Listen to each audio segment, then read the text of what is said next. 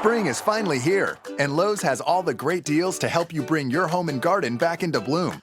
With warmer weather on the way, it's the perfect time to upgrade your grilling and lawn care equipment. Stop into Lowe's today for amazing offers, like 15% off Charbroil True Infrared Gas Grills and $100 off select in-stock Husqvarna tractors. Lowe's, never stop improving. Offers valid 4/8 through 4/20, U.S. only. While supplies last, see store for details. 640's own Sid Rosenberg show is on the air. 640 Sports. I always ask you to take a gigantic day and narrow it down to a thought. What's the thought today? Well, the golf course is really gettable. Many of the players that played early told me the greens were actually soft. You could throw it in there, and we saw a ball spinning back with all different length clubs. So it was very gettable today, and Jordan Spieth took advantage of it. As for Tiger Woods, we were really curious about his short game, and that was his strength today. He had some fabulous shots. Here's one at the 8th hole, throwing it in there low, a lot of spin on it, and is able to break that putt for a birdie. 12, the flag is hanging limp. This is tough, but you noticed he was aiming left, and what happened when he did that? It looked like he's trying to play a lot of cuts today, and there are times it looked like he over-aimed left and overcut the ball, and that one just got away from him. Tiger shoots 73, 1 over. Rory McIlroy, number 1 in the world, here after a bogey on 6, gets it right back on 7. Yeah, he struggled a little bit early, and this was really a key shot for him. You can see how soft the greens are. Throw it in there, and it stops almost dead. 71 for him. Phil Mickelson, the 8th hole. We saw Tiger Woods get a birdie, and this is an eagle after Mickelson hits this unbelievable approach. After a very good tee shot, he's got it on the upslope, about 25 or 30 yards past the bunker, plays a beautiful cut in there. He knows it's up there close. It's blind.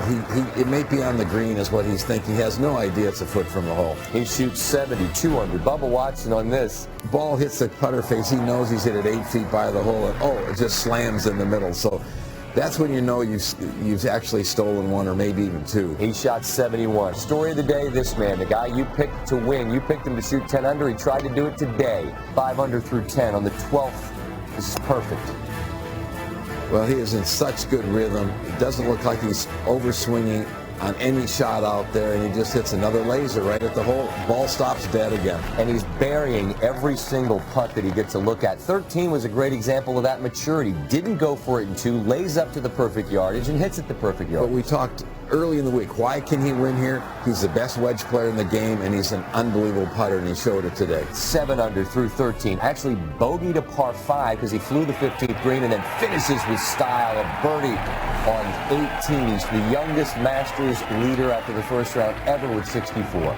Want to salute Charlie Hoffman, who was the first man out this morning, and boy, that 67 looked awfully good. Thought it might be the lead at the end of the day, but the guy from Texas, the 21-year-old who came in here so hot with a win and a couple of runner-up in his last 3 starts, he's the guy that runs out and shoots 64 on Thursday.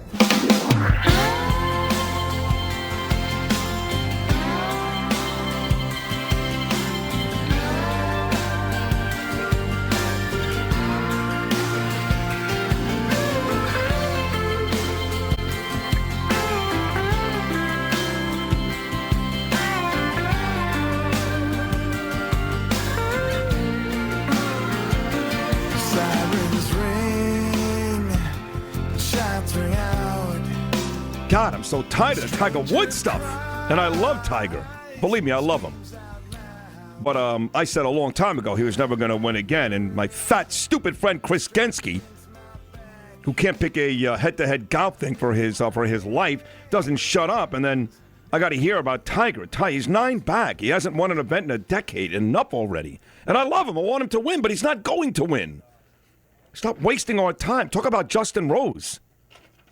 Anyway, what do I know about golf? We just did 20 minutes on boxing, which, once again, this show is going to be live for 3 days from Las Vegas, leading up to Pacquiao-Mayweather on May the 2nd at the MGM Grand. Want to thank the great boxing historian from ESPN on his way to the Hall of Fame this summer, Nigel Collins, for stopping by. Chuck Todd, moderator, Meet the Press. Our weekly conversation coming up at 8:45, and pop singer Debbie Gibson coming up at 9:30. And she's excited. She's already tweeting about it. Oh, yeah. Of course she is. But we do golf now. Ann Liguori, we love Ann. I've worked with Ann for many years at WFAN, where she still does golf and tennis and a host of other things. Her classic sports interview show, Sports Interview with Ann Liguori, is great and now available on Hulu. And she, I mean, every single year that I can remember at the Fan, would call in with live updates from the Masters and the big tennis tournaments. I'd imagine she's still doing that live at Augusta. Here's my friend Ann Liguori. Good morning, Ann. Sid, how's it going? Long time. Yeah, way too long. Now, again, what I remember is doing midday shows and even Mike and the Mad Dog and other shows, and you calling in to the Fan with live updates from big golf and tennis events. Is that still going on? Absolutely. I'm here at Augusta National. I am doing updates for WFAN every top of the hour and for CBS Sports Radio Network, the Nice. bottom of the hour. And, I did that. I hosted a call-in sports show on WFAN from the very beginning. I was the first woman to host a call-in sports talk show. It started back in 1987 when I was only 12 years old, Sid. Wow. Yeah, because there seems to be, people say that Susan Waldman was the first female voice on the Fan. Are you saying it was actually you? Yes. No. Susan was the very first voice on the Fan. When the station first started, she was doing updates, and I was the first woman to host a call-in sports show. Nice. So we both started that first week, and we've been friends ever since, and she went on to an incredible career. Great memories from the early days of FAN, and just so many stories. Yeah. I could really write a book about all the great stories. Yeah, me After too. I had that show every week for over 20 years. I Wow. did a weekly show. Wow. Yeah. And, just a lot of good memories and great sports fans in New York. And I've been covering the Masters every year since 1998. And actually, I'm so excited because I played Augusta National twice. And there's a great opportunity if you have a credential here, Sid, to cover the tournament. You can put your name in a lottery.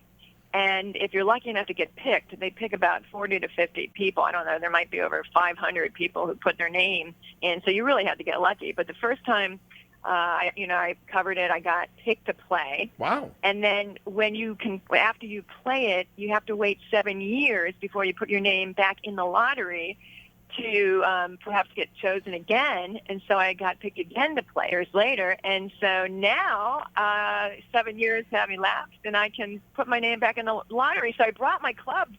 I hope I can play Augusta National again. I can't wait. I hope I get picked. That's awesome. How did you, what kind of golfer are you, and how'd you fare the two times you played there?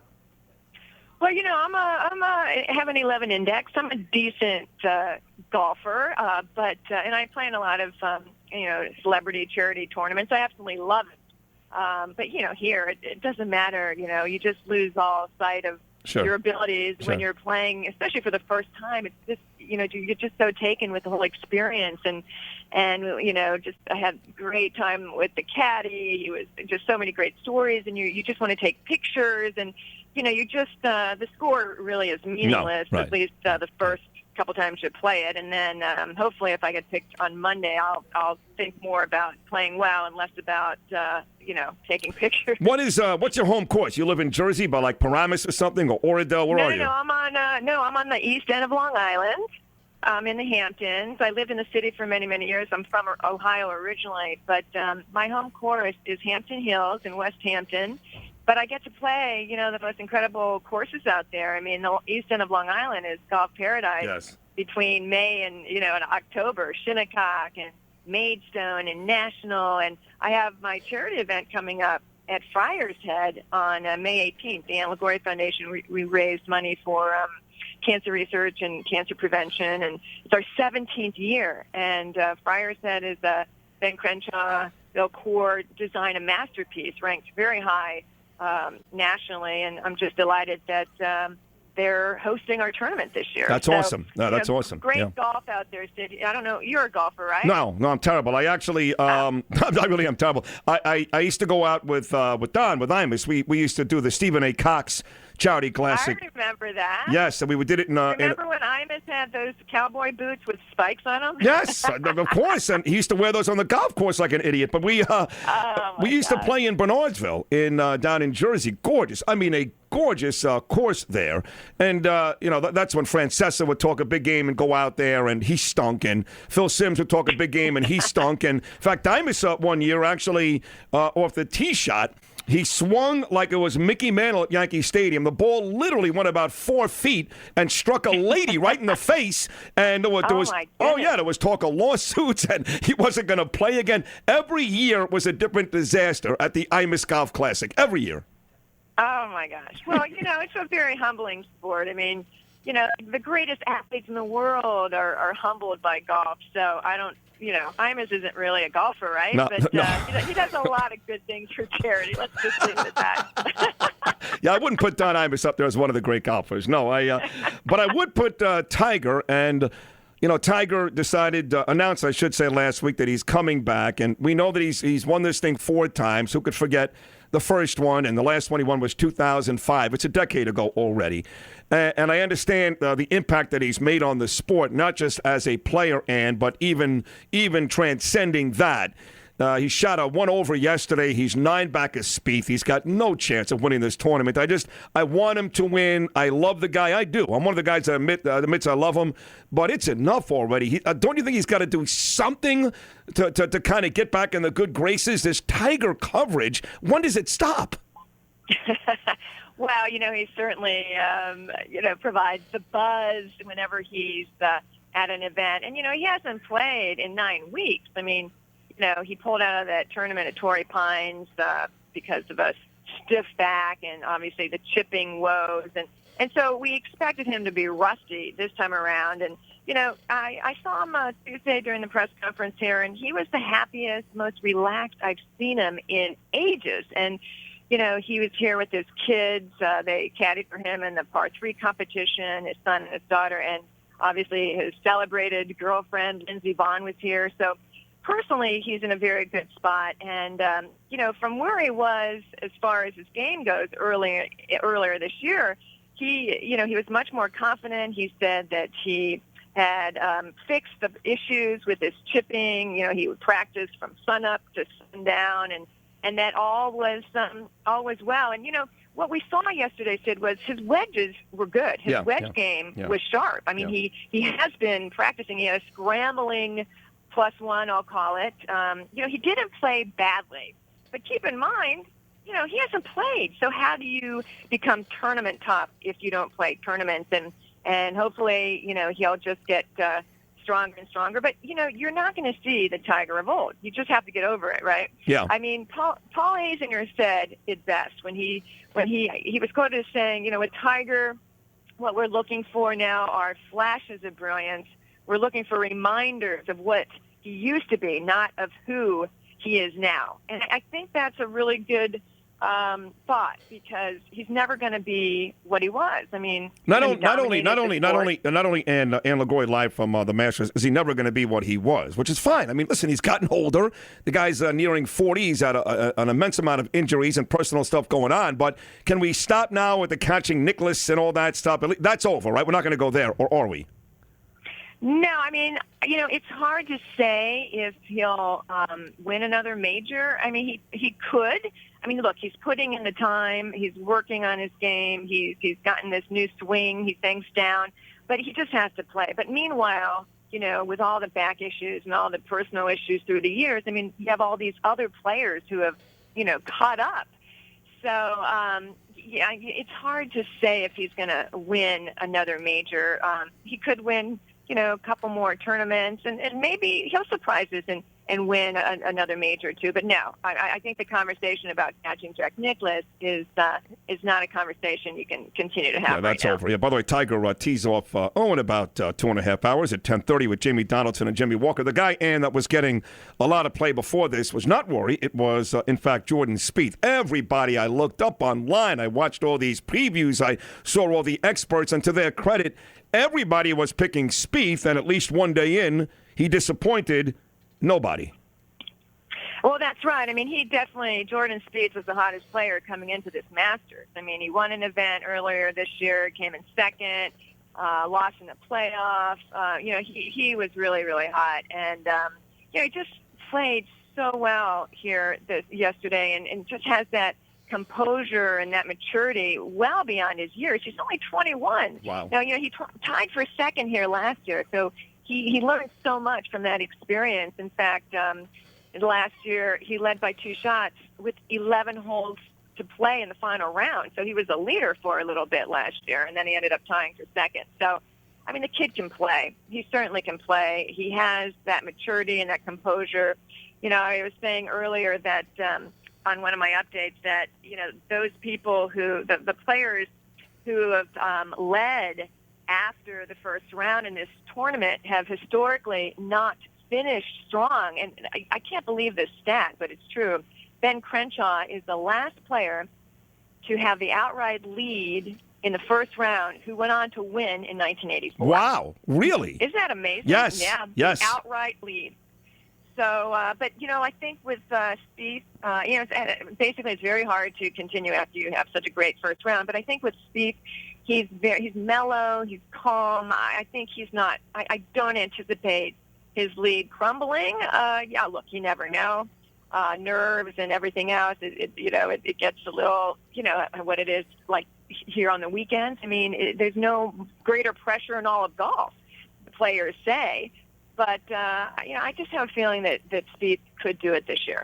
What kind of gallery is his? Obviously people still want to watch Tiger, knowing full well it's not the Tiger of old. I would imagine Rory and Phil. Rory 1 under yesterday. He's 7 back. Phil, good day, 2 under, 6 back. I would imagine their fans are packed in. What kind of gallery does Jordan Spieth demand? He has a lot of fans. He really does. He's even though he's young and not as well known as Tiger and Phil and some of these other, big names. I mean, his star is certainly getting brighter. He was, a Ryder Cup team player. He's done very, very well so early in his career. So he is the present and future of American golf. That's for sure. Which one of these, we saw some guys have brutal days yesterday. Mike Weir won this event way back when. He was like 10 over. Freddie Couples, I think, double bogeyed every hole on the back 9. He ended up like 7 over. But which one of these stars or well-known names, and do you think, or not even do you think, that statistically based on day 1 is in trouble of not making the cut? Wow. Let me look at the leaderboard here. Which one of the top names? Well, here's something for you. I mean, Tom Watson, 1 under, 71. The guy's 65 years old, yeah. 2-time winner here. I mean, That's an incredible. I mean, do you know how hard it is to walk this golf course? I mean, the elevation changes are so dramatic here, much more than you would ever expect after watching, the tournament on television, the championship on television. So the fact that Tom Watson is 1 under is incredible. Can Tom Watson put another round, like that together and make the cut? That is the question. I mean, gosh, the fact that he went so low yesterday, it's just incredible. But the guys but being that Spieth shot in, Watson is an amazing story, I agree, Ann. Being that Spieth shot 8 under, guys hovering at around 2 over. Guys, I believe Jim Furyk was 2 over yesterday. I don't have all the leaders here in front of me, but those are the guys. Even Tiger at 1 over. The guys 1 over, 2 over, 3 over. Those are the guys in jeopardy right now of not making the cut. Yeah, exactly. I mean, it'll be interesting to see the cut, which was, it's low 50 in ties within 10 strokes of the leader. Right. That is the cut here at Augusta. So, there are some top names that we may not see during the weekend, but that happens. That happens here, Sid. I mean, you get some of the top best players in the world who have a bad day and they just can't recuperate. So there are some guys that you mentioned who, could struggle. Will Tiger make the cut? I think he played he played better than his +1 yesterday. I mean, it was a scrambling +1, but that'll be the question of the day. Will Tiger make the cut? Yeah, he would have, of course. Right now it's 2 over. That would be that's the projected cut because again that's 10 strokes back of Spieth, who shot an 8 under. So guys like Ian Woosnam, for example, he shot at 3 over. He would not make the cut, and Tiger Woods has a 2-stroke lead over those guys. So that's right. Yeah. So he basically has to play par golf today. He should be okay, Tiger. So what do you think when it's? I know the course has been very friendly and the greens are soft, and so far most of the golfers are saying that the conditions make for another good day, round 2 of golf at Augusta. When it's all said and done, you think Jordan Spieth continues and he wins it on Sunday, or does somebody come, Justin Rose or somebody else come from behind? Well, I mean, that's a very good question. I mean, Justin Rose just played great yesterday as well, and, Justin knows what it takes to win a major. He won the U.S. Open at Marion, and I was there and watched just his brilliant play there. But, he hasn't played, great lately, Justin Rose, but any of these guys can get really hot, and if Spieth falters, then there's so many guys. If they get hot, all it takes is make sure it's fairway to greens. Right. It sounds so easy, but it's so difficult. And then if your putter gets hot, and obviously today the hole locations are going to be in tougher spots. Yeah. I think they're going to challenge these players a lot more today with the hole locations, and we're expecting some weather later today. Hopefully it will hold off until they say 60% chance of thunderstorms, but after 6 o'clock. Okay. So we've been lucky, weather-wise. Most of the week the forecast does not look good, but hopefully, the thunderstorms will find another place to go today. But anyway, it should be exciting because with tougher hole locations today and all these guys gunning after speed, it's anything can happen. Be fun to watch, specifically for me at least, guys like Ernie Els and Jason Day right now, 3 back of the leader, guys that, especially Jason Day, I thought had a pretty good chance of being very competitive inside this tournament. It is great to catch up with you, Ann. I mean, you and I must have spoken a million times over the years at the Fan. I must have played your top-of-the-hour updates from the U.S. Open and the Masters and all that stuff a billion times, so I'm thrilled to death you're still doing great and happy for you, and enjoy Augusta, and thank you for hopping on. It was nice to catch up again. And tell Debbie Gibson I said hello. I just saw her in Long Island at an event that I hosted. Oh, wow. Cool. Wonderful, wonderful person. Sid, it's always a pleasure to talk to you. You too, Ann. Thank you so much. That's a great job. Ann Logori, you heard her, over 2 decades providing WFAN listeners with a sports talk show.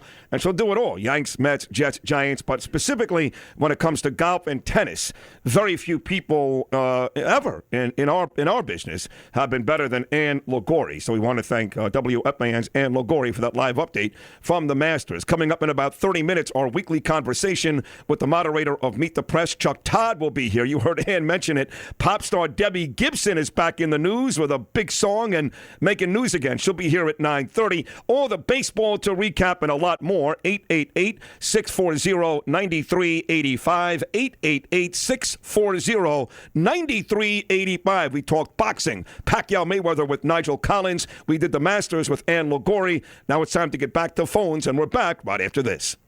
Get on the show. Call now. 888-640-9385. It's Sid Rosenberg on 640 Sports. Wade puts up the 3-ball. Wade. Oh, and Wade finds one from downtown.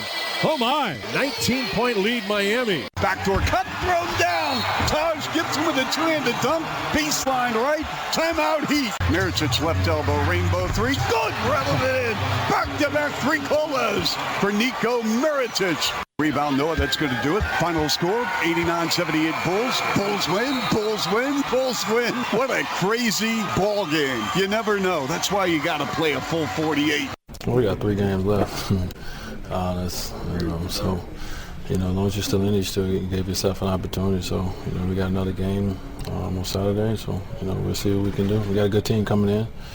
It's going to be like tonight where they're fighting for, jockeying for position this season. So, we got to play a lot better than we did for 48 minutes. We got out to a great start, going into the break up 19 and then coming back and they start hitting everything and we start missing everything. Now you start pressing, and everyone, the whole team, no one is above it. And, then mistakes start piling on. So I don't know, there's more so thinking about, we've been in this position before, just more so the moment. And, everyone wanted to self-will it a little bit, and we couldn't do it.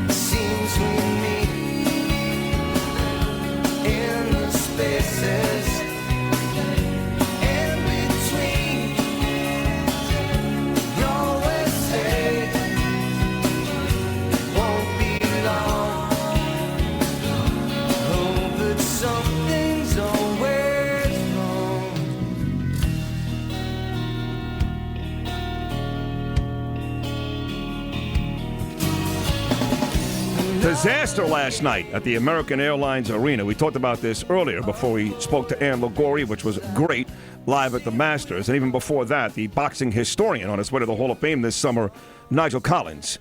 The latest on Pacquiao Mayweather will be live from Las Vegas for 3 days leading up to Pacquiao Mayweather coming up May the 2nd. I did put a lot of the Heat game on last night because the Mets already played in the afternoon, and Heat and Bulls, and I know that the Heat needed the game. And we spoke to Hubie Brown yesterday, which was great. So I put the Heat game on, I told you, and Michael Beasley was hitting like everything he was throwing up. He was back in the days at Kansas State. Kid was great. And it was a close game, and like in a minute time, it felt like, the Heat went up by 19. They went into the break last night, up by 19, 51-32, and then the Bulls could hit nothing outside of Gasol in the first quarter. And I really had no reason to believe that the Heat that was going to change. And I told you, I went away from it, went upstairs and laid down with Danielle and started watching something else, something on the ID channel, to be honest, and going back and forth between that and the Yankees. And maybe I went back to the Heat game maybe 40 minutes later, and it was 65-59 Chicago. So I had to go online and see what the hell happened. And if you didn't see the game, and most of you didn't, by the way, because nobody cares about the Heat. I mean, nobody. They talk about the Heat on 790 and QAM all day. Moron at 10 o'clock breaking down Michael Beasley. There was nobody there last night. And LeBron left, and so did the basketball vigor. There was there were less people at the Yankee game, yes, but that was outdoors and cold. The Bulls outscored the Heat. Are you ready for this? In the third quarter, Heat up by 19 at the half. Third quarter, Chicago 33. Miami? 8. 8. 33-8. Quite a little run, but And your boy Dwayne Wade. Things happen. I love Dwayne. He's won 3 championships, and I consider myself a historian of every sport. And I don't think there are 4 or 5 two guards in the history of the game better than Dwayne Wade. That's how much respect I've got for Dwayne. And they needed him in a big way last night, and he killed him. Just killed him. The final stat line had Dwayne Wade going 4 of 20 from the floor, 20% on a night where Hassan Whiteside, 19 points, 16 rebounds. Like I said, Beasley provided a spark. Second quarter off the bench. Dragic, from what I saw, was pretty good. And Wade killed him. Just killed him. Everything he threw up didn't go. Everything. Well, he needs a rest. Yeah, he's going to have a lot of time to rest because the season's over on Wednesday, and they're not going to make it. Well, see, this maintenance program doesn't work in this situation. Just play the bastard. Whatever. Let him blow his knee out. Who cares? It's over anyway. I mean, it's over. It's done. This idea next year he's going to be back, and Bosch is coming back, and season, you got Whiteside and Dragic and Deng is coming back, and they're going to get Patrick Ewing and Kevin Durant and Dominique Wilkins, and you know Pat, he gets everybody. Well, you could see the excitement. No, I can't. Of next season. No, I with can't the see it. I don't Dang see it. and No. Wade and I don't, Bosch. I don't see it. The Dragon and no. I guess if you listen to bad sports talk radio down here, but nobody in their daily lives in South Florida seems to talk about and or care about basketball. I mean, none of them. Marlins game 4 tonight. Game 4 against the Rays. More juice. Certainly the Mets down here. More juice. more juice. Absolutely. Masters more juice. That's not even close. I mean, the Heat are like, God, is that yesterday? And now they're in 10th. Now they have fallen behind Indiana, a half game behind the Pacers who were idle last night. And for that last playoff spot, they're now a game and a half behind both Brooklyn and Boston. It's over. I mean, I think even Danny Collado is done with the Heat games. Colladiu's done, yeah. Everybody's done. Who goes there? The only people that go there, honestly, are like, listen, I got season tickets. I'm not going. There was nobody there last night. Hey, you could take them. And then people like you who've never been to a Heat game are like, oh, my God, this is so cool. But the idea that there were these great Heat fans showing up every night and with their white T-shirts and these dummies, the day LeBron left, they left. They tried to stick around a little bit, and there was one day of excitement when the Heat got Dragic. And listen, I feel bad for the Heat. You know, they get Dragic. Even I was on the air that morning. You remember. I was touting them as a 6 seed, maybe a 5. And then Bosch went down the next day, and that sucks, man. That sucks. It sucks for Chris, who's really a good guy, and the organization. But I can't feel bad for the Heat. How do you feel bad for a team that's gone to the NBA Finals 4 straight years, won 2 championships, steal every good player ever, one with Shaq, one with LeBron? How do you feel bad for the Heat? I mean, give me a break. I hear guys down here, wow, listen, man, it sucks. It was unfortunate. F you. You've been to the finals every year the last 4 years, and the dopiest basketball town God ever created. I feel bad for the Heat. I feel bad for Bosch and his wife and daughters. I feel bad for the Heat. I feel bad for you. For me? You get up at 3 o'clock in the morning and barely afford a turkey sandwich at Subway. You're a guy you feel bad for. Thank you. The Heat. Oh, I feel bad for the Heat. Shut up. Chris Gensky says, CJ texted me and said that you called me a dickface, which means I'm going to kick your ass at the gym today. I did not call you a dickface. I called you fat and stupid. Yeah, that's what you called me. Right. Well, would you rather be, let me ask you this. Would you rather be a dickface or fat and stupid? And by the way, but he may be all three. I have to think about that. No. I can't tell you. Oh, I'm Mr. Golfer. Oh, I go to the Honda. Me and my stupid $18,000 sunglasses and my junk degenerate friends and sit out there all day following. This doesn't sound like the Gensky I know. Oh, that's a Gensky you know all right. Following the Jesper Parnovic for 12 holes. Because I'm a golfer, man. I go out on Sunday and I play at this course and disappear for 7 hours. What do you mean disappear? He's playing golf. I love the game. Tiger's going to win again. You don't know what you're talking about. Tiger's going to win again. Well, now he might be a little. Golf is fine. It's great. And I know that. Listen, I know the game. Okay, great. Who's going to win today? Brandon Grace or Freddie Couples? Couples, double bogeys every goddamn hole. And the guy couldn't get one thing right yesterday. Not one. That's an off day. He'll be worse today. I'll tell you what he likes today. You ready for this? Yeah. This genius. I may need to make some money here. He likes Schwartzel over Luton. That's a real gutsy pick. Schwartzel kicked his ass yesterday. He likes Snedeker over J.B. Holmes. J.B. Holmes owns JB's on the beach in Deerfield, right? Oh, does he? Yeah. He likes Hoffman over Every. Who are these people? I don't know. I think there are probably people who beat these people yesterday. He likes Keegan Bradley over Eric Reed. He likes Chris Fowler over Jason Day, Ricky Fowler. He likes Tiger Woods over J.J. Dynamite Walker. See, I gave you that one earlier. He likes Kuchar over Kopka. Here's a real gutsy pick. He likes Jordan Spieth over Stenson. How about that for a genius pick? He likes Cabrera over Uzenhausen, Thusen. Exactly. Today's a cut day, too, so it is a big day. And anyway, that's who he likes. And so I did not call you a dickface. Dickface. C.J. Vaca. He's another one about to get his ass kicked in one of these days. I'll tell you what. Who, C.J.? Absolutely. What would he be doing? Now he pissed me wrong off now? this morning. For what? Because, first of all, don't go tattle to your little friends over there. You know, if I have no problem texting Chris right now and whatever. But don't go running over and text. Oh, Sid this morning called you this and you didn't even get it right. At least get it right. Fat and stupid, not a dick face. Well, I just think now CJ's a dick face. Well, this is going to be a fun little get together when you guys get together for what? Your fantasy baseball? We already have our team. The Teabags? The Teabags. And let me say this. Now, while I kill Gensky, I'll give him some credit. He took A-Rod and Mark Teixeira. Now, I know the Yankees lost to Toronto last night 6-3, and they're going to lose every game anyway. They stink. And they're going to be 1-5 after the weekend because the Red Sox are going to sweep them in the Bronx.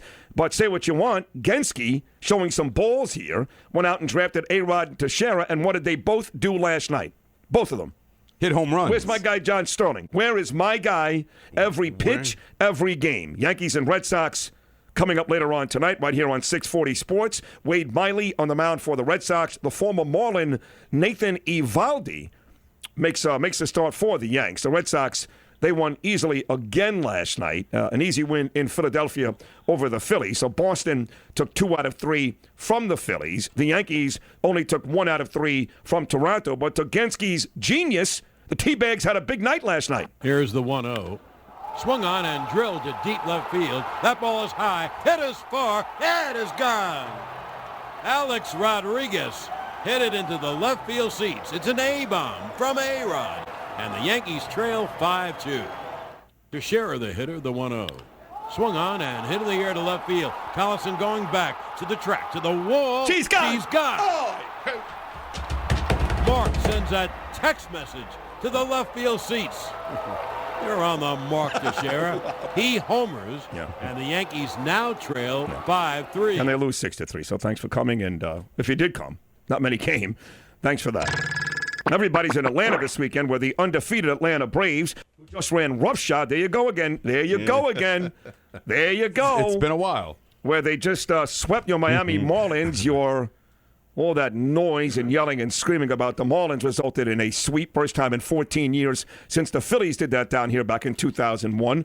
And now the real NL East Series takes place this weekend, and we're going to show you just how lousy the Braves are. You made them look good. We're going to show you, fresh up winning 2 out of 3 in Washington, behind great pitching performances from Bartolo Colon and Matt Harvey. Get ready for Jonathan Neese, Dylan G., and Kuzman. The Braves are the team to beat in the East. No, they're the team to beat when they play the Marlins. No. Now, you're when they going by get preseason predictions. They're supposed to come in 4th, you idiot.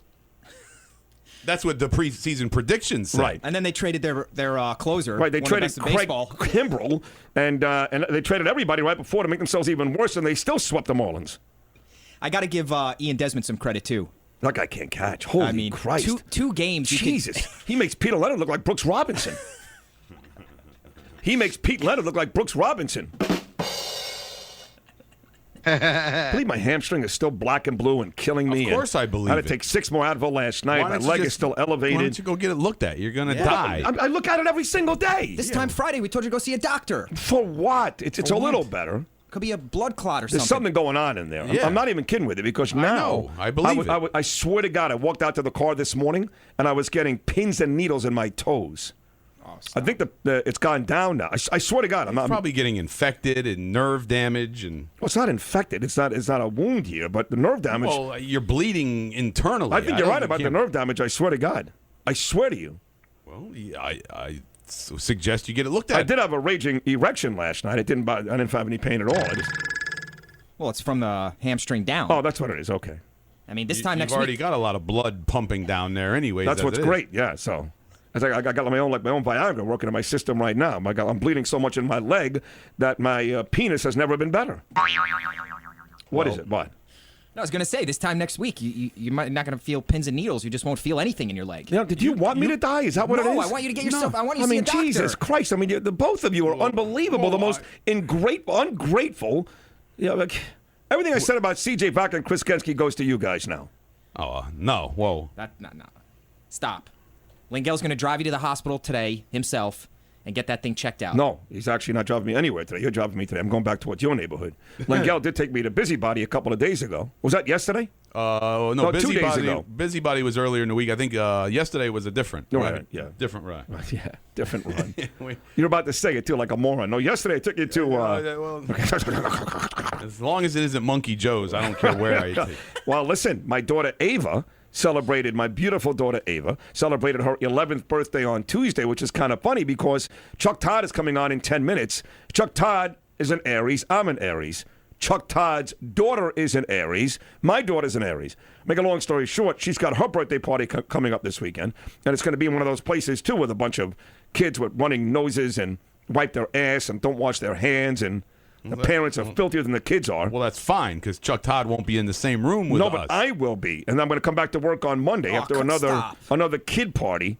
Take something. Touch some kid who just boogers out of their nose and drink the Airborne or whatever, emergency, whatever it is. And Airborne? Yeah, that stuff works? I don't know. You're the one who's been sick lately. You cold again, by the way? No, I'm all right. Yeah, I'm a little cold, actually. It's 94 degrees, The fan bro. behind me is blowing on me. He's got the AC at 62. Yeah. Yeah, I'm cold. What's your favorite sports story of the day? Is it round 2 of golf action at the Masters? Is it the NBA? We're down to the final 3 games of the regular season. We're down to 1 more day of regular season hockey. So don't forget, next week, folks, next weekend, the playoffs in the NBA and the NHL. Stanley Cup playoffs do start. And our good buddy Kevin Knessa, the great Kevin Knessa, set up a couple of bracket challenges like we did for the NCAA basketball. We tried to do the Masters. We couldn't find a free one. But we did find an NHL Stanley Cup challenge and an NBA playoff challenge. So if you go to my Facebook page, Sid Rosenberg, or the website, sidrosenberg.co, not .com, sidrosenberg.co, you can sign up today. And we still have prizes left from the basketball. We still have, gift certificates for Stallones and Merlinos and Mateos, and I'll get more from Buddha up at Burton Max's. I've got a Miami Heat basketball, a 2-time champion basketball. So if you want to get involved and have some fun, you can play the NHL Stanley Cup and the NBA playoff bracket challenge on our websites. We're getting very interactive here. I'm in. I like it. I'm in. Well, which one are you more excited about? Probably the NHL because the Isles are in the playoffs. The Isles stink. Yeah, but at least they're there. They are going in and backing their way into the playoffs. Oh, my God, are they backing in? Like a well, I don't even want to say it. Yeah. They play tonight? Yes. See, the Rangers lost. The Rangers already won the President's Trophy. They have the most points in the NHL. They didn't play anybody last night. They got shut out at home by Ottawa, but they didn't play anybody. They literally, I don't know who played last night for the Rangers. I think Boomer Esiason played. And I need them to win Saturday against the Capitals, but they won't play anyone that day. Not going to play anybody. So that's over. So, yeah. Are you going to play the NBA and NHL challenges on my website? Of course. You don't know anything, though. What do you mean I don't know anything? I practically won the Final Four. You know what? What do you mean practically? He finished ahead of you. Did he? Yeah, way ahead of you. And I made fun of him and said he shouldn't be allowed to play because he's so stupid, and he actually did a very good job. All right, props. So if you want to play, good for you, man. I'm going to play. You've already proven yourself. Thank you. Who are the top 3 players in the NHL right now? Ovechkin, Tavares. He looks at me. I have to when I think Islanders, I have to think and the King, the goalie, Lundqvist. Whoa, that is the worst answer I've ever heard. What are you talking about? Who are the top 3 goal scorers? There are 2 guys in the 40s, and who's the only player in the NHL this year? You said goal scorers. The only guy in the NHL this year to have better than 50 goals is who? I thought that was Ovechkin. Very good. There are 2 guys who have scored 40-plus goals. Who would they be? Nobody on the Florida Panthers, I'm sorry. No. Although they had a big win last night over Boston. No Brandon Peary? Brandon Peary's pretty good, though. I don't know. I'll say Sidney Crosby. Cindy Crosby. Sydney? Is that his sister? Sydney. Yeah, Sidney Crosby is so stupid and incorrect. It's not even, Okay. Well, I thought it was for the Islanders guy. I thought he led the league in scoring. If I said to you Rick Nash of the Rangers had over 40 goals, you would say what? I'd go with you on that. You'd be right. Okay. If I said to you Stamkos, Tampa Bay Lightning had over 40 goals, you would say what? I'd say no. Okay, you'd be wrong again. That's it? Yeah. Stamkos? Yeah. All right. Yeah. I've heard of him. Mm-hmm. And you're going to win this thing. I know you're going to win. Well, I'll do all right. I got Man Cave products, too. You know, the shower Good. gel. And I could use some of that. Yes, you could. I want to Your smell. face looks a little rough. You're going to smell better and look better. And I like that. they got the shave gel. They got the anal creams. Oh, thank you. Mm-hmm. We got to talk to Chuck Todd. There's a lot going on in the world. And he'll talk baseball and golf. And in fact, he had the MLB commissioner on Meet the Press last Sunday, Rob Manfred. It was very, very good, wasn't it? I thought the whole show was good, but yes, the Rob Manfred They specifically talked was about great. rule changes and Pete Rose, and the whole show was good. The whole setup. Who the else setup was at on? There was Yankee somebody Stadium. on last week, too, that I loved. Now, Lindsey Graham, presidential hopeful, was on Face the Nation. Who was on Meet the Press? You and I both loved it. I think we were texting each other at the time. Yeah. Who the hell was it? They were great. Son of a gun. That's going to It had to bother me. be I'll have about to look that up. the It was nuclear deal. Yeah, it was. There was a pro and a con. Right, and right. Well, the pro we hate. We hate yeah, all those yeah, guys. yeah. But the con guy had to be very, very good. Anyway, we'll talk to Chuck Todd coming up. And then don't forget, coming up at 9:30, pop star Debbie Gibson back in the news, back on TV, back on the radio, and back with us. But first, Chuck Todd is next. Now, more Sid Rosenberg on 640 Sports. The full-court press has begun as the president sells a nuclear deal that will define the Obama doctrine. He told the New York Times in an interview that the negotiations with Iran are proof that diplomacy, even with longtime adversaries, can pay dividends. This goes back to the earlier point that you asked about an Obama doctrine. The doctrine is we will engage, but we preserve all our capabilities. Especially, the president said, when engagement is backed by the threat of military action. The truth of the matter is Iran's defense budget is $30 billion. Our defense budget is closer to $600 billion. Iran understands that they cannot fight us. But the president's critics say he's undercut that position of strength by allowing Iran to keep too much of its nuclear program. Well, my view is probably the best deal that Barack Obama could get with the Iranians, because the Iranians don't fear, or do they respect him, and our allies in the region don't trust the president. It's a message Israeli Prime Minister Benjamin Netanyahu all but repeated on CNN when he declined to say he trusts the president. Do you trust the president, Mr. Prime Minister? I trust that the president is doing what he thinks is good for the United States, but I think that we can have a legitimate difference of opinion on this, because I think Iran is shown to be completely distrustful. The president revealed he takes that criticism to heart. It has been personally difficult for me to hear the sort of expressions that somehow we don't have, this administration has not done everything it could to look out for Israel's interests. Part of the reason there is so much skepticism is the fact that a big portion of the framework agreement touted in the Rose Garden last week is hardly settled. The White House conceded the U.S. and Iran have yet to agree on just when economic sanctions on Tehran will be lifted. Does that mean that there was no framework agreement last week? No, Jim, there's a four-page document. That's a pretty key pillar, the seam of this framework agreement. Well, Jim, I think we've been very clear about the fact that there are so important details that need to be locked down.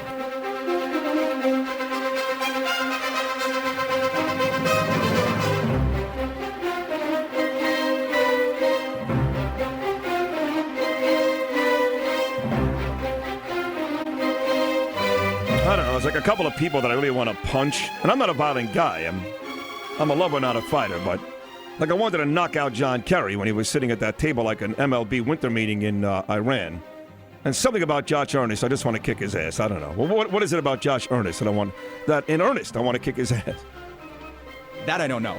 But you love the nuclear scientist. Yeah. I forgot, his name escapes me. But yeah. I hate that mother effer. So anyway, listen, Meet the Press is the best show on television, and it's great every single week. I don't just say that. Look, I don't get paid by NBC. In fact, I don't even think from Ebersol, God rest his soul, down, John Middle, those guys even like me. And I do love Chuck Todd, that's true. But it's the best show. But I think last week may have been his best of all. Rob Manfred was on, the MLB commissioner. He started the show with Netanyahu, which was great. Then he had some ass crack on from Connecticut, that guy Murphy. I wanted to kill him too, by the way. But it was a great show. And the great news is it's coming back this Sunday with another great version of Meet the Press. Here he is, birthday boy, Chuck Todd. Happy birthday. I gotta stand up for our boy Dick Ebersol. You know, he's still alive. Oh, I didn't know that. You sat there and said, God rest away. Wait a minute. I just sit there. wait a minute, is Dick Ebersol better? Yeah. What? I thought during the SNL 40th anniversary thing, they had like a memoriam picture. You're right. They made him look like it. And I think that was Lorne Michaels' way of sticking it to Ebersol. But you're right. It did look like an obituary board. It looked like he was dead. I mean, I don't know. Listen, I haven't talked to Dick in a long time, and he was angry at me once, and John was mad at me once, Miller, and I miss and all that stuff. But I love all those guys. But listen, you're right. We don't pay. We probably owe you money. Owe me a fortune. But the truth is that it's my. I'm being serious, Chuck. I love you. I love you to death. I really do. But if you sucked or the show sucked, I would tell you because I do like Bob Schieffer too. I know. But which, the show's Which, by the way, which people don't know, when you don't like something, trust me, I hear from you. Right. And what I love about you is I hear directly from you. You don't get snarky, you don't get snarky on Twitter or anything like that. No, you send me an email. It's like, come on, dude, that was bad or that was this. Right. That's what I appreciate. Well, thank you. The show's been great, but you didn't tell me last week. I don't think you did, at least when you were on, that you were starting with Netanyahu. I was surprised. On that Friday, this is always one of those things. I didn't, I was working on it. We were trying to get it. Just didn't, it's one of those things, until you have it, until they agree, until you can promote it, you can't say it, because you never know it could fall through. Gotcha. I thought he was at his best with you. He obviously knows you. He was comfortable with you. He makes no bones about it, okay? Doesn't like this guy, doesn't trust this guy. Made it very, very clear that he will do and his country will do what they have to do to protect themselves from Iran and anybody else. And by the way, that day is ultimately coming, yes? Well, it could. I mean, I think it could. And look, this deal seems to be a mess, more of a mess every day. I mean, the way I've looked at it is look at what detail we've been given and look at what detail we haven't been given. And there's been incredible detail on some of the scientific specifics and incredible vagueness on, say, when we're supposed to turn some of the sanctions off. And then, of course, that's how I think you can picture how this deal gets unraveling when you've got the Ayatollah saying, well, hey, we assume sanctions. The minute we sign the deal, they're all lifted. And, everything that the president's been saying and Kerry's been saying is, no, that isn't the case. This is where, that doesn't exactly build trust among members of Congress, Democrat or Republican, because I think all of them, they hear the president and are like, well, if what the president is saying, they may not like the deal, but that doesn't sound so bad. The problem is no one believes for sure that that's what the Iranians think the deal is. Yeah, there's a great column by Jen Rubin, who was a guest on this show about 2 weeks ago in the Washington Post. Iran confusion. Whom can we trust? And she basically says, well, we can't trust anybody. And by the way, it doesn't help the president here. Forgetting about the right, we know they're going to be critical of most of the things that he does just when he gets up in the morning. But when guys like Chuck Schumer are out there yelling and screaming, this is a bad deal, what does that say? No, look, to me, Schumer's the single most influential person here on the Iran deal. He could kill it. He can kill it, and him signing on the Corker tells you where his head is at. Frankly, look, I can still tell you there are members of the Obama National Security Team that are uncomfortable with, that wish this deal were better. Well, number one, and number two, that have not been happy with how contentious the Israeli relationship is, and are concerned that this is going to continue to play out in a little tit for tat. Going all the way to the UN in the fall. And I think Schumer is in some ways the voice of those folks. They're a minority inside the Obama administration, but I think Schumer in some ways is the voice of that crowd. Yeah, I get so frustrated too because I know the minority inside the organization. I've been over this with you before, both Jewish, both celebrating our birthdays this month, and I don't understand how any respectful Jewish person can continue to defend this guy or even defend the relationship, not between America and Israel, when it is obviously not very good. Even that guy Murphy you had on from Connecticut right after Netanyahu, well, I thought he was a good guest. I mean, the guy was, I wanted to jump through the TV and strangle him. I really did. You know what was interesting, though, what he seemed to, I thought what was fascinating is here's a guy who's supportive of the deal. And what did he keep emphasizing? Hey, by the way, we're still going to have some sanctions on Iran. Yes, yeah. I thought that tells you, I think the administration is seeing the writing on the wall, and I think that what they're trying to do is figure out a way to keep Congress happy, saying, hey, we're still going to keep sanctioning Iran in certain places, and give Democrats who don't, who aren't comfortable with this deal something to hang their hat on. The thing is, if you do that, the Iranians may walk away. Right. So, and then you don't have any deal. and then the bombs go. Good. I mean, because I think ultimately that is what's going to happen. I think some people think that that's the, the fact is, you look at Iraq when the Israelis bombed Iraq's nuclear facilities. Iraq stopped pursuing nuclear weapons. Yeah. That's what we were told during 2002. But actually, what did we find out? Yeah, that worked. And with North Korea doing a deal, did that really work? No, that didn't work. So I understand why there are some people who think, you know what, the president says the war is the only option here. I understand why some people think, well, maybe a military strike is the only way to truly set them back. I'm one of those people. Like bomb them, bomb the hell out of them. What if it launches another war? Oh, stop! What are you going to make? You're going to make them more. You're going to make. Wait. Like Iraq. You're going to make them more angry. Iraq. I'm talking about Iraq in the '80s, right? When it was basically you do the strike and you get in and you get out, and Iraq says, "Oh well, we tried," and then backs away. Will the Iranians do that? I don't know. Well, what's the difference? If they don't do it, then we come back at them again, or Israel goes at them. I mean, what do we? It's like they're not broke right now because we're giving them money, which is funny because there are still sanctions in place, but they're already getting cash, which is probably going to Hezbollah or Hamas. What are we scared of the Iranians? Give me a break. Well, and that's the part of this that's what I think makes so many people uncomfortable with this deal. How is it that we're going to do this nuclear deal, and at the same time, we're not getting Iran to back off supporting terrorist groups? And, look, I don't think we'd be doing with it. Why aren't we going about this in some ways? You could compare Obama's Cuba policy to the Iran policy. With the Cuba policy, you wait to find out, okay, are they still committing terrorist acts? And the State Department, they're coming to the conclusion that they haven't done a terrorist act and support a terrorist group in 20 years. Okay, that's different. You can't say that about Iran. And so we're here cutting a deal with Iran, with a group that is on a terrorist, that is a state sponsor of terrorism. And we're not in this deal asking them to stop that. And I think that is I get that is another good reason to be critical of this deal.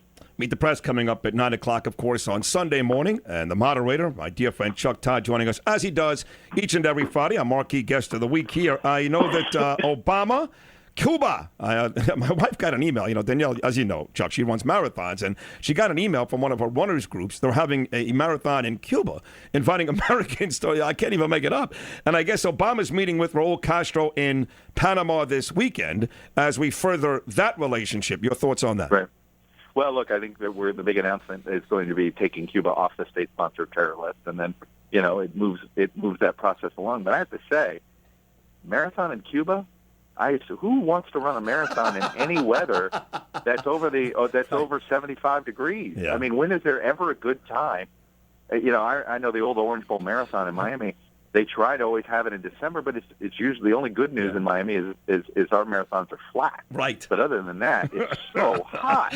You're running. I'm not a marathon runner, but I know I have friends who are marathon runners, and they say any marathon over 70 degrees is a painful marathon. No, that's true. That's why they start early. They start in the dark about 5:30 in the morning. But the bigger question is this. We talk about how, for the most part, people are so split in politics. The right has their agenda. The left has their agenda. That seems to be the case with the whole Cuban thing. Here in Miami, of course, a huge Cuban population. Dan Lebitard was talking about this, Chuck, just the other day, that people like his dad, old-time Cubans, let them die already. We need to move forward. We can't leave it the way it is. Old guys, no thanks. Young guys, it's progress. What do you think? Well, look, I mean, that's the way this one splits. You just don't know that sometimes it's left versus right. This one is totally generational and it crosses party lines. And what I've been fascinated with is watch Marco Rubio's rhetoric, right? Marco Rubio, when this first was announced, he sounded like Dan Lebitard's dad, right? No, and I know exactly what he means, And then you could tell that he got a whole bunch of, this is not a unanimous issue, even in South Florida. You could tell. So then it became he was critical of the speed with which we were going about this as a policy change, because there are a lot of Cubans in South Florida who don't want to see the flights. They like the idea that they've been able to go, that they've been able to go see family, been able to help family.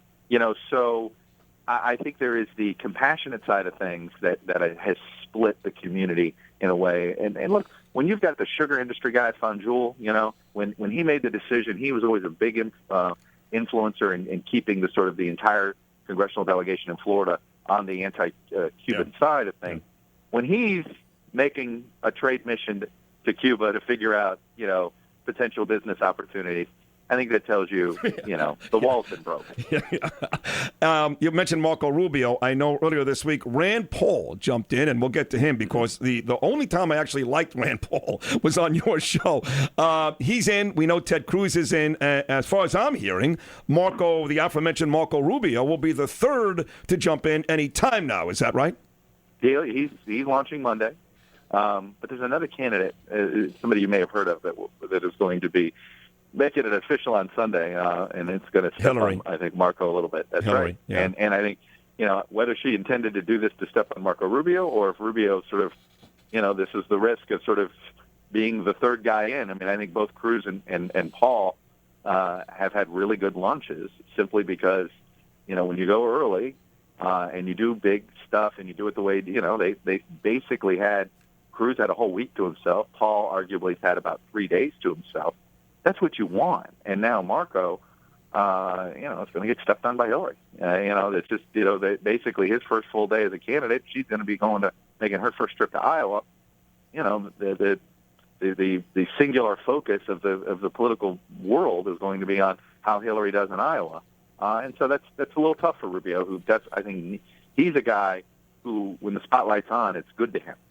And if he's not getting the attention that, if he could have done this a week earlier, I think they now wish they probably could have. Totally agree. I think what's fascinating, too, Chuck Todd, is we pay attention now to how you do it. Like, there have been guys, Chuck, who've retired from the NBA on Twitter, on Facebook.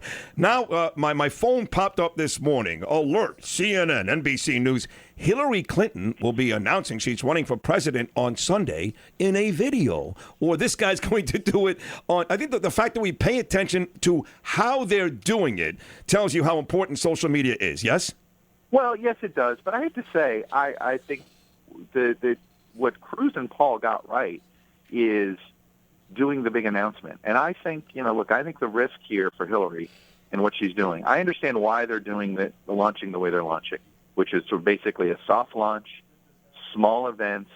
First time you'll see her as a candidate is going to be, doing like a house-to-house tour type of thing in Iowa and so forth. Is, because that's what she's comfortable with, right? She's not great at the big speech. She's not great at the big rally. She'd rather be in small groups. But what I thought with Paul and Cruz, your announcement speech is the one time you get to sort of lay out your blueprint, lay out you're answering the question why I'm running. And you get to lay out a sort of an organizing principle for your campaign. And it's funny. I've looked at announcement speeches for all the successful presidential candidates of recent time, and it's amazing how their announcement speech actually matches. It's very recognizable. And you would hope, if you're a successful candidate, Obama's read the Springfield speech in February '07, for better or for worse, whatever you think of Obama, it was, you resonated. It resonated. That's yes. right. Yeah. George W. Bush, you recognize the presidency that he ended up having. Bill Clinton in '91, you recognize. And so I think now my understanding and sources I've talked to is that she'll do her big why I'm running speech sometime in May. But I think if you don't do it right when you start, I don't know if you get the sort of the free pass that you get those first few days to get your message out there. To the right here, Ted Cruz, I don't think he has much of a chance, but I think what you said was right. Gave himself a week. Rand Paul gave himself nearly a week. Marco gets stepped on here. But with the two guys that we talk about most, and I know Lindsey Graham, I had Norm Coleman on a couple of days ago. He loves Lindsey and Huckabee and these guys. But the two guys we really talk about here, let's be honest, are Scott Walker and Jeb Bush. So because they are larger than life, the two big guys, does it even matter when they hop in officially and how they do it? Well, I think it will, and I think they actually have a challenge to them now, right? At this point, I think Walker wants to get through his legislative session before he does it, and Jeb, I do think it matters. I mean, especially for Jeb, right? Is that how is he going to? There's a lot of questions about him, right? And they're very similar to Hillary. How is he going to distance himself? How does he present himself as a fresh choice? Despite his last name being attached to the past, the same issue that Hillary had. And immigration, of course. That's a big deal. That's right. So I think I actually think his announcement matters a lot. But, did it with Walker. Walker, I think, has hit a few headwinds of late because I've talked to these donors who are sort of, on one hand, they think, they picture Walker being the sort of the alternative to Bush that has the best chance to get the nomination. but they're a little nervous that, boy, is he ready? Is he ready for the spotlight? Is he ready for the tough questions? Is he ready to, does he know where Yemen is on a map? That's those sort of things. I think their announcements matter, but more for how are they going to deal. They've already are developing some issues that they have to deal with. So how do they use their announcement to begin those explanations? Fair enough. 5 more minutes to go here. Chuck Todd, Sunday, 9 a.m., Meet the Press. Let me throw 3 news stories at you, and you tell me if, in fact, you deem, they're all important, obviously, but they'll make the show on Sunday, Meet the Press. You guys really dove in head first and did a very good job with Ferguson, Missouri, with New York, and that psycho that killed those 2 cops. Now we've got a cop in South Carolina who clearly shoots a guy in the back, which is, I don't know how, that guy's done. That cop, I should say. You got that story. You got the verdict about to come down, life or death for the Boston bombing suspect. And then you've got the third thing, of course, is that the Russians hacked the United States just a couple of days ago. Those 3 stories are worthy. Will they see action on Meet the Press? South Carolina's going to see action, and here's how I want to tackle it, which is I think we now know the answer to restoring trust, and that's going to be video cameras, right? So I think now it's there's questions of how realistic is it to get every police officer in the country with a camera on them. I think and by the way, are there Fourth Amendment issues, illegal search and seizure? There is some questions about privacy on those things, but I think the feasibility of doing that. But I have another question on South Carolina. This is another example of, this wasn't the Charleston police force, this was the North Charleston police force. We've talked about this before, and my favorite example to do this when I'm talking to you is down in South Florida. Metro-Dade Police is that's a big department. Yeah. Right? And that's a department that looks like the community it polices. Then you've got a department like Miami Gardens, right? Which looks more like a Ferguson, if they're not, Ferguson, where the police force does not look like the community it polices. North Charleston had that same issue. It seems that these suburban police forces, are there different ways they're getting trained? Do they all go to the same police academy? Are they getting the same training? Why is it that the big police forces, yes, we have the Staten Island issue, but for the most part, I think we're noticing these are the suburban police forces that seem to have more of these issues than the big urban police forces. Is there a different training that goes on? Is there a different set of standards? Interesting. Do we need it? I kind of think we should be asking those standards, because it sounds like this guy maybe he shouldn't have been a police officer, and or maybe he didn't have the temperament to do it. Interesting. I like that angle. Life or death, in your opinion? I don't know if you're a death penalty guy or not for Sarnev.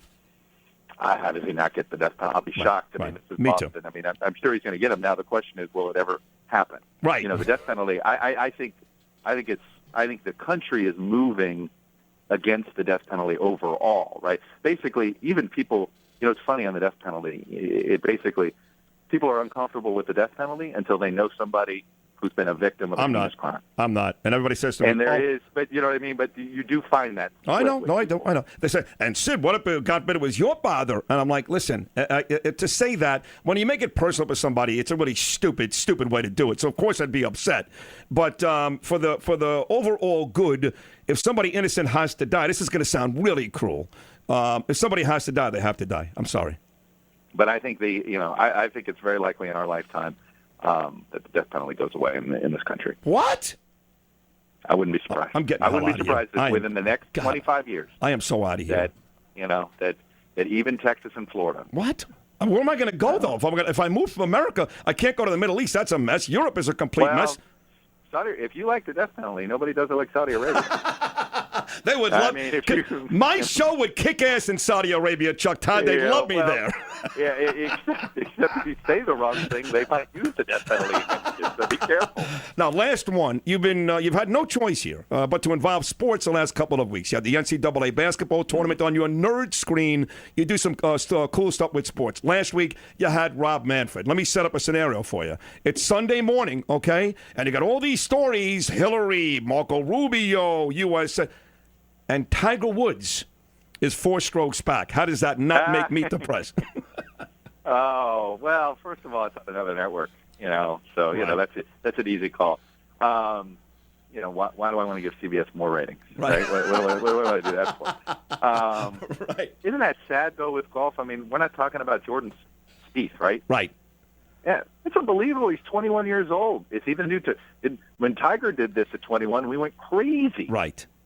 Jordan Spieth just did it at 21. I mean, how about we celebrate that? I mean, look, I get that Tiger's been good for the game, and there's a big crisis going on in golf. I mean, millennials, you want to talk about not having time to do something? They're not golfing. No.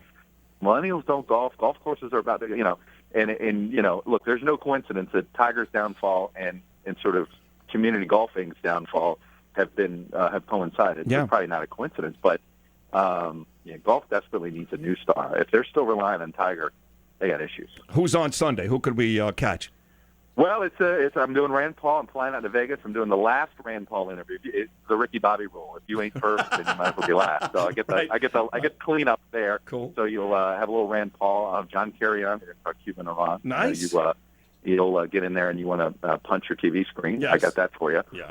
And then for my Hillary Clinton section, since the official news comes Sunday morning, I will have the guy who ran her first successful campaign for office, who also happens to be the mayor of New York City. Oh, that's right. De Blasio. Oh, see, people excellent. forget this. I know, and it's sort of and her entire rollout appears to be all designed to look like the 2000 rollout and not the 2007 rollout. Awesome. You can also go, I guess, it won't, but South Carolina with de Blasio after what he went through with Garner and... True. You're not the only one that's brought that up to me. Oh, really? Okay, good. Certainly. Then- Yeah, no. Hey, look, I'm going to do a South Carolina section as well, and then give you a little nerd screen. We got it is tax day coming up next week, so we got a little tax. Right. Little tax thing for your nerd screen fans Cool. out there. Well, I love you. You're All right, great. brother. The show was great. Another great appearance today, Chuck. Thank you so much. All right, my friend. See you. You're the man, Chuck Todd. That show, he's great, isn't he? That's the best segment we do every single week. And again, Meet the Press. You know what's Meet the Press is? And listen, I enjoy Face the Nation too with Cheaper, but Meet the Press is my favorite. You ever watch Meet the Press and feel smarter? You. I'm talking to you specifically. Me? Yeah. Yeah. You're not, though. Oh, I am. I know it. No, but that's As soon as that's the beauty of the show. Like, you watch it for an hour on a Sunday morning, like especially like on a football Sunday, you're about to get bogged down with fantasy football and, the idiot Chris Berman or somebody else yelling and screaming about banal, nonsensical stuff, and your whole day is going to spend 10, 11 hours in front of the screen watching stupid football. And then, but after you watch Meet the Press, you're like, I'm a smart guy now, Yeah. Right. You're not, but... What do you mean I'm not? I don't Who's mean not? I don't mean you. I mean, I'm just saying the In word... general? Right. So people that watch Meet the Press and feel like they're smarter. Well, they do, but they're not. They're not. Right. But I love that show, and I love Chuck Todd. We'll take a short break. Pop star Debbie Gibson and a baseball guest as well. More on a busy Friday right after this.